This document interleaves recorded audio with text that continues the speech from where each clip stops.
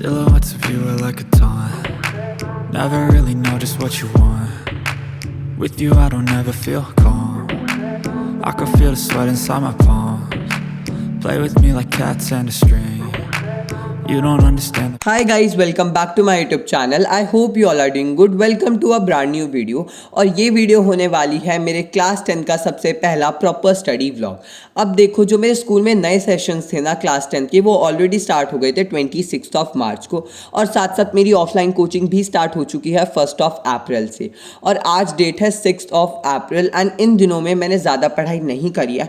मैं हर दिन मुश्किल से 1 घंटा पढ़ लेता था, और क्योंकि मेरा मेन फोकस था कि मुझे स्टार्टिंग के डेज में मतलब कंसिस्टेंट रहना है रादर देन कि मैं घंटों घंटों भर बैठ के पढ़ रहा हूँ, तो दैट्स वाई मैं 1 घंटा पढ़ लेता था। और कभी कुछ ज़्यादा ही मूड हुआ पढ़ने का तो मैं बेसिकली 1.5 घंटा पढ़ लिया करता था। बट आज डेट हो चुकी है 6 अप्रैल, एंड अब मुझे लग रहा है कि मुझे सीरियस हो जाना चाहिए, क्योंकि आज स्कूल में भी काफ़ी ज़्यादा सिलेबस कवर अप हो चुका है। क्योंकि तुम सब जानते हो स्कूल में तो सिलेबस को भगाते हैं, है ना। और साथ ही साथ मेरे जो पीटीज है ना वो भी स्टार्ट हो जाएंगे मतलब मई में, तो दैट्स वाई मुझे पढ़ना स्टार्ट कर देना चाहिए। मैंने सोचा था मैं काफ़ी ज़्यादा जल्दी पढ़ने बैठूंगा, बट मैं डिले करता गया और मुझे 11 बज गए थे, और फाइनली मैं 11 बजे पढ़ने के लिए बैठा था। अब सोचो मैं क्या पढ़ रहा हूँ, मैं पढ़ रहा था इंग्लिश। अब इसके पीछे का देखो यार एक रीज़न है। आज फर्स्ट डे था जब मैं एकदम जोश में था कि यार अब तो क्लास 10 में एकदम अच्छे से पढ़ना है, तो दैट्स वाई अगर मैं किसी हार्ड सब्जेक्ट के साथ स्टार्ट कर देता तो दैट्स वाई पूरा मूड स्पॉइल हो जाता, एंड एट द एंड यही होता कि मैं पढ़ता ही नहीं फिर। तो दैट्स वाई इस चीज़ को थोड़ा अवॉइड करने के लिए मैंने इंग्लिश के साथ स्टार्ट किया था। इंग्लिश में पढ़ रहा था जो चैप्टर नंबर 1 है, उसका नाम है अ लेटर टू गॉड। ये वाला चैप्टर ऑलरेडी हमारे स्कूल में हो चुका है, एंड मैंने सोचा अब मैं इसे घर पे भी कर लेता हूँ। उसके लिए मैं डियर सर का लेक्चर देख रहा था, एंड आई थिंक कि 20 मिनट्स का था। इसमें इन्होंने काफ़ी ज़्यादा अच्छे से समझाया था। इन्होंने हमें कुछ ऐसी लाइन्स भी बताई थी जो हम अपने आंसर में यूज़ करके आ सकते हैं। तो मुझे वाला लेक्चर काफ़ी ज़्यादा हेल्पफुल लगा था। अब मैं तुम लोग को एक काफ़ी ज़्यादा इंटरेस्टिंग चीज़ बताता हूँ। बेसिकली जब 1 अप्रैल को मेरी कोचिंग स्टार्ट हुई थी, उस दिन मैंने सोचा था कि मेरे जो बाकी सब्जेक्ट्स हैं जिनकी मैं कोचिंग नहीं जाता उन्हें भी पढ़ना स्टार्ट कर दूंगा। बट जैसे ही मैं पढ़ने के लिए खड़ा हुआ ना बेड से, मेरी तबीयत ख़राब हो गई फॉर रियल। उससे पहले मेरी तबीयत एकदम सही थी, मुझे कुछ भी नहीं हो रखा था, बट जैसे ही मैं उठा पढ़ने के लिए उसी पॉइंट ऑफ टाइम पे मेरी तबीयत ख़राब हो गई थी। देन उसके बाद में उस दिन पढ़ा ही नहीं था, एंड आज जाके मैंने फाइनली पढ़ना स्टार्ट करा है। सो ये वाली चीज़ मुझे काफ़ी ज़्यादा फ़नी लगी कि यार ऐसा कैसे हो सकता है, जैसे मैं पढ़ने के लिए खड़ा हुआ तभी तबीयत ख़राब हो गई, है ना। अच्छा, अब हम इस पॉइंट की बात कर लेते हैं। यहाँ पे मैंने पूरा का पूरा अपना इंग्लिश का जो लेक्चर है डियर सर का वो कंप्लीट कर दिया था। वो काफ़ी ज़्यादा छोटा था, एंड मैंने 2x की स्पीड पे देखा था। देन इसके बाद मैं एनसीईआरटी रीडिंग कर रहा था। इंग्लिश को बेसिकली मैं ऐसा सोचता नहीं हूँ कि एनसीईआरटी रीडिंग करनी चाहिए, बट 10th में तो डेफिनेटली मैं एनसीईआरटी रीडिंग करने वाला हूँ। उसका रीज़न ये है कि यार देखो, पता नहीं जो चेकर होगा उसे हमारा आंसर अच्छा लगेगा नहीं लगेगा, तो दैट्स वाई एनसीईआरटी से कुछ ऐसी अट्रैक्टिव लाइन्स चुन लेना तो हमारा आंसर और भी ज़्यादा अच्छा हो जाएगा। एंड डियर सर के लेक्चर में भी उन्होंने बेसिकली ऐसी लाइन्स बता रखी थी, है ना। उन्होंने ऐसे वर्ड्स बता रखे थे जो हम अपने आंसर्स में यूज़ कर सकते हैं। तो मुझे उनका लेक्चर सच बताओ काफ़ी अच्छा लगा, और मैंने अपना मतलब lecture with NCERT reading I think complete कर दी थी 12:50 पे। एंड उसके बाद मैं तुम्हें बताऊंगा कि मैंने क्या करा, मैं पढ़ा या फिर मैंने अपना टाइम वेस्ट किया, वॉट एवर, वो तुम्हें आगे पता चलने वाला है।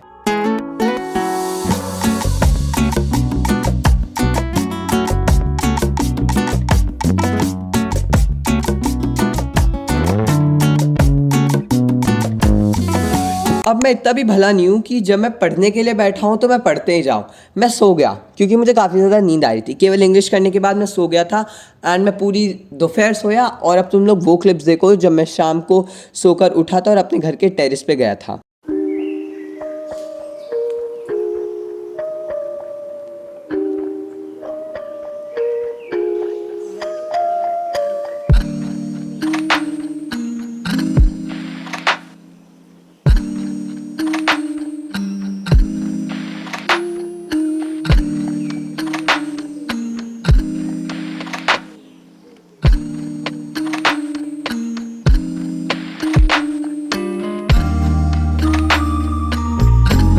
जब मैंने पौधों को पानी दे दिया, जो मेरे लिए काफ़ी बड़ी बात है क्योंकि मैं कोई काम करता नहीं हूँ, बट स्टिल मैंने करा।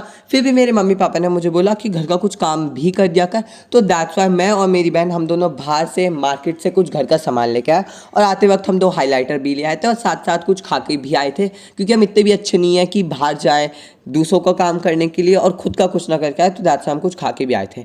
एंड ऑल्सो गाइज फिर 8 बजे मेरी ब्रेन सेल्स को पता नहीं क्या हुआ, उसने बोला पढ़ने बैठ जाओ, तो मैं पढ़ने बैठ गया और 8 बजे मैं पढ़ा पूरा। जब मैं फाइनली 8 बजे पढ़ने के लिए बैठा था, तो सबसे पहले यहाँ पे मैं कर रहा था अपने स्कूल का काम, वो भी मैथ्स का। अब तुम लोग बोलोगे तू तो काम कंप्लीट कर रहा है, इसमें पढ़ना क्या हो गया। बेसिकली जब मैं मैथ्स का अपना काम कंप्लीट कर रहा था, मैं बिना चीटिंग करे कर रहा था, क्योंकि ऑलरेडी मैंने टॉपिक्स अपने कोचिंग्स में पढ़ रखे हैं, है ना। तो दैट्स वाई उससे मेरी प्रैक्टिस हो जा रही थी इन एनसीईआरटी के क्वेश्चंस की।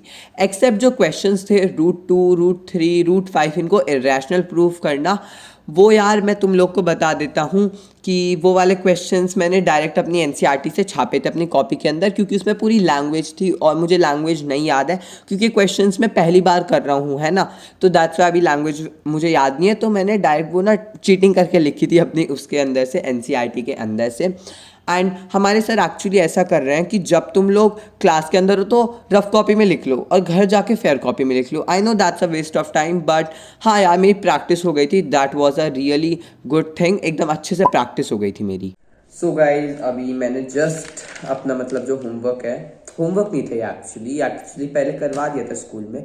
हमें ना क्या करवा रहे हैं मैथ्स में कि हमें स्कूल में तो रफ कॉपी में लिखवा रहे हैं सारा, है ना सर, है ना, सच बता रहा हूँ, सही पढ़ाते हैं एकदम। वो पहले सारा आपको समझा रहे हैं, आप उसे रफ कॉपी में जल्दी जल्दी लिखते जाओ सर के साथ, और फिर घर आके उसे अच्छे से फेयर कॉपी में मेंटेन करो, है ना। तो वो बहुत पहले बोला था, बट मैं स्कूल में एब्सेंट था उस टाइम पे, दैट्स वाई मैंने अब कंप्लीट किया है। एक एक्सरसाइज पूरी कंप्लीट की, उसके एग्जाम्पल्स कंप्लीट किए। देन उसके बाद देखो मैंने रूट 2 जो है पूरा उसका लिखा, वो कैसे रैशनल है वो प्रूफ करा, रूट 3, एंड अभी रूट 5 और लिखना है मुझे। तो जो टाइम है दैट इज ऑलरेडी 8:52, तो आई थिंक 8 मिनट्स में वो हो जाएगा आराम से। तो मैं जल्दी जल्दी उसे, देखो यार मुझे लैंग्वेज नहीं याद है, ठीक है, तो दैट्स वाई मुझे बुक से एकदम लैंग्वेज डिट्टो टीपनी पड़ रही है, ठीक है। जब मैं लैंग्वेज याद कर लूँगा तब मैं खुद से लिख सकता हूँ, बट अभी तो मैं एकदम बुक से टीप रहा हूँ, ठीक है, केवल ये रूट वाले क्वेश्चंस डायरेक्ट टीप रहा हूँ बुक से। तो हाँ अब मैं इसे करूँगा। देन उसके बाद मेरे पास अभी मैथ्स के कोचिंग का होमवर्क बचा हुआ है, मुझे वो करना है। साथ साथ आई एम थिंकिंग कि मैं लाइफ प्रोसेसेस वाले में तुम्हें बता देता यार, मैं लाइफ प्रोसेसेस की एनसीईआरटी मुझे इतनी हार्ड लग रही है, जब मैं रीडिंग करने बैठूँ और इतनी बोरिंग लग रही है कि मैं बुक बंद कर दे रहा हूँ, है ना। सीरियसली मैंने 2 बार बुक उठाई और मैं जैसे ही पढ़ने बैठता मुझे कुछ समझ नहीं आता तो मैं बुक बंद कर देता। तो दैट्स वाई मैं देखूंगा कि यार लाइफ प्रोसेसेस को मैं कैसे पढ़ूँ। तो मैंने तुम लोग को बता दिया, जल्दी से रूट 5 कंप्लीट करता हूँ, ठीक है। देन रूट 5 को कंप्लीट करने के बाद मैं सोचा अपना कोचिंग का होमवर्क कंप्लीट करूँगा एंड लाइफ प्रोसेसेस पढ़ने वाला हूँ, और थोड़ा सा टाइम मिला, है ना, तो फिर मैं सोच रहा हूँ कि मैं ज्योग्राफी भी करूँगा। वैसे काफ़ी ज़्यादा काम में नहीं हो पाएगा ज्योग्राफी, जो अभी है ना वो ऑप्शनल है, आज करने का मन करेगा तो कर लूँगा, नहीं करने का मन करूँगा तो नहीं करूँगा। तो मैंने तुम्हें अपना प्लान बता दिया।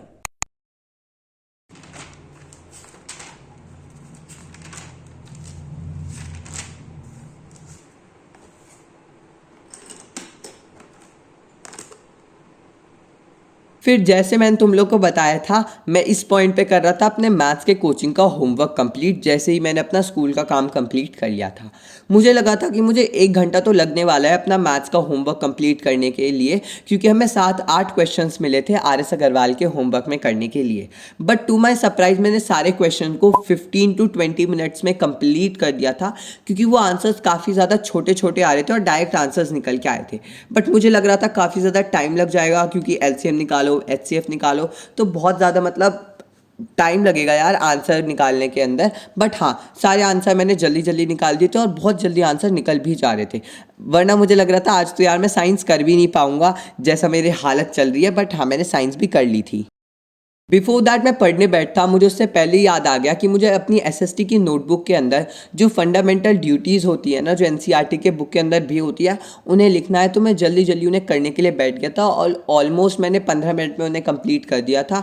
आई नो मैं काफ़ी ज़्यादा स्लो लिखता हूँ, ज़्यादा जल्दी हो जाना चाहिए था, बट क्या करूँ यार। तो हाँ ये जितने भी NCERT के लिखे हुए थे ना फंडामेंटल ड्यूटीज, ये सारी की सारी मैंने अपनी कॉपी के अंदर पूरी लिख दी थी। ओके गाइस, देन फिर मैं फाइनली बैठ गया था लाइफ प्रोसेसेस वाले चैप्टर की NCERT रीडिंग करने के लिए। अब देखो यार तुम लोग सोच रहे होगे कि इस वाले चैप्टर को मैंने हेटेरोट्रॉफिक न्यूट्रिशन वाले पार्ट तक ऑलरेडी पढ़ लिया था 30 मार्च को, जैसा मैंने तुम लोग को अपनी पिछली वीडियो में दिखाया था first day of class 10th वाली वीडियो में। अब तुम लोग सोचोगे कि मैं इतने टाइम बाद जाके क्यों इसकी एनसीईआरटी रीडिंग कर रहा हूँ, क्योंकि आज डेट है 6 अप्रैल। अब देखो यार, ऐसा नहीं है कि मैंने पहले इसकी एनसीईआरटी रीडिंग करने का ट्राई नहीं किया था। मैंने 31 मार्च को भी इसकी थोड़ी सी एनसीईआरटी रीडिंग कर ली थी। देन उसके बाद 1 अप्रैल 2 अप्रैल को भी मैंने एनसीईआरटी रीडिंग करने का ट्राई करा था, बट मुझे कुछ समझ में नहीं आया। देन मैंने यूट्यूब से पढ़ने का ट्राई किया, लाइन बाय लाइन एक्सप्लेनेशन ढूंढी, बट तब भी मुझे कुछ समझ में नहीं आया। देन फाइनली आज मैंने सोचा कि अब तो भाई एनसीईआरटी रीडिंग करनी है, चाहे मुझे चैप्टर कितना भी बोरिंग लगे। देन फिर मैं जो भी लाइन समझ नहीं आई थी उसे गूगल पे ऐसे स्कैन कर रहा था और उसका मीनिंग ढूंढ रहा था। एंड देन हाँ, मैं तुम लोग को बता देता हूँ, मुझे चैप्टर काफ़ी ज़्यादा अच्छे से समझ में आ गया था। उस दिन तो मुझे सच में कुछ भी नहीं आया था। अगले दिन सुबह स्कूल जाने से पहले 5:30 बजे मैं पढ़ने के लिए बैठ गया था रिसोर्सेज एंड डेवलपमेंट वाला चैप्टर। अब तुम लोग को लग रहा होगा मैं काफ़ी ज़्यादा देर तक पढ़ा था, बट नहीं, मैं काफ़ी ज़्यादा कम देर तक पढ़ा था। इस चीज़ का आइडिया तुम्हें इस बात से लग जाएगा कि केवल और केवल मैंने उस टाइम पे एक कॉलोनाइजेशन वाला पार्ट और कंजर्वेशन ऑफ रिसोर्सेज वाला पार्ट है वो ही कंप्लीट करा था। मैंने उसका लेक्चर देख लिया था और एनसीईआरटी रीडिंग कंप्लीट कर दी थी। एंड जब मैं स्कूल गया, टू माई सरप्राइज जो हमारे टीचर है ना, उन्होंने जो अगला टॉपिक जिससे मुझे कंटिन्यू करना था लैंड रिसोर्सेज वाला पार्ट, उससे ही पढ़ाया था। तो वो काफ़ी ज़्यादा अच्छी बात हो गई थी।